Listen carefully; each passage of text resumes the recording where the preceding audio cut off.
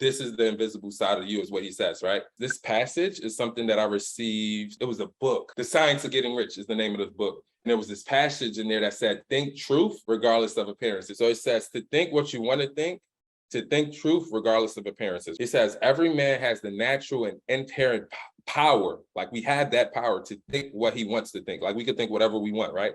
But it requires far more effort to do so than it does to think thoughts which are suggested by appearances. So it's easy to depend on like what's going on around us, like our five senses, what we see, what we taste, what we smell, and what we hear. Like the average person, Bible would say, is just like depends on their five senses to create reality. And what this guy is saying is just that part is easy. But to think according to appearances, he says it's easy. To think truth, regardless of appearances, is laborious.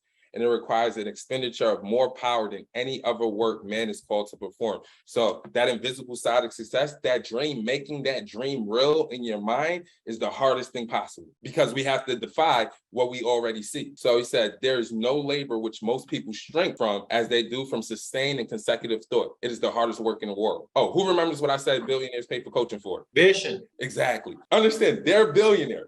That's what they pay for because they understand how important it is to think truth regardless of appearances and see that vision. So it's the hardest work in the world, and that's how billionaires pay for it, right? And he said this is especially true when truth is contrary to appearances, what I was getting at. Like, so the whole world could be burning around you. Your relationship may not be going as you wanted to, but you have to be able to imagine your ideal circumstance and situation despite what's happening to you and not give in to your current appearances, right?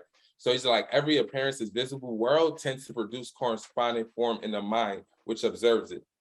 And this truth can only be prevented by holding the thought of truth.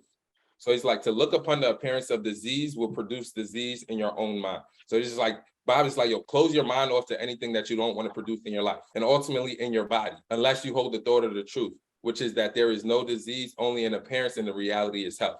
So if you want to be healthy, think thoughts of health. So there are a lot of people that have recovered from cancer by using this process. Where it's just like the doctor told them they were going to die. They're like, no, I'm not dying, I'm healthy. E.T. tells a story where it's just like, yo, his wife wasn't supposed to die. He was just like, nope, I'm not believing that. Tony has tons of stories like that as well, right? So to look upon the appearance of poverty will produce the same forms in our mind unless we hold the truth that there is no poverty, there's only abundance. So it's just like, if you're making decisions based on what's in your bank account, he's like, yo, that's the poverty. Right? You got to think in abundance only, right? And then he said to think health when surrounded by the appearance of disease, or to think riches when in the midst of poverty requires power. To believe you can have what you want despite what's happening to you is true power. But he who acquires this power becomes a mastermind. He can conquer fate and has whoever he wants. Who understands that the real power is in our mind.